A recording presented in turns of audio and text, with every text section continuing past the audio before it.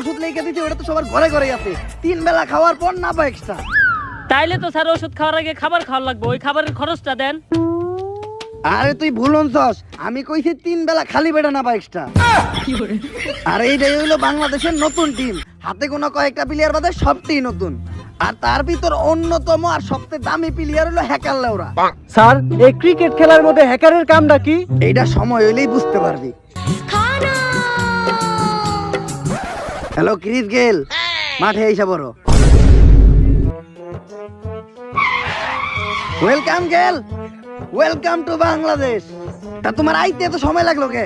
আর বলেন না, চেঞ্জে দৌড়ছিলাম, আমার দুই পাশে বসে দুইটা হাতি, আর হাতি জাতাকে আমার মার্বল হয়ে গেছে চাপাতি। তারপর চেঞ্জি রেখে আমার সাইকেল দিয়ে যেতে দেরি হয়ে গেছে। গেল তুমি না মাঝখানে ফেরেন লাভলি টাবলি মাইকে একদম ফর্সা হয়ে গেছিলা, তারপর আবার কালো হইলা কেমনে? আরে ফেরান লাভলি মাথা বন্ধ করে দিছি, কারণ ফেরান লাভলি ইসরায়েলের প্রোডাক্ট, ফ্রি প্যালেস্টাইন।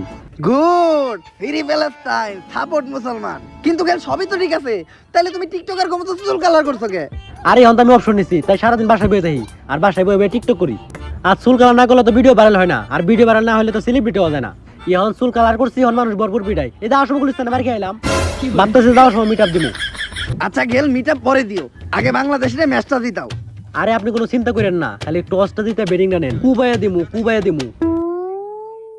এই এদিকে আয়। ক্যাপ্টেন সাকিব আল হাসান কই? ও তো শোরুম উদ্বোধন করবার গেছে।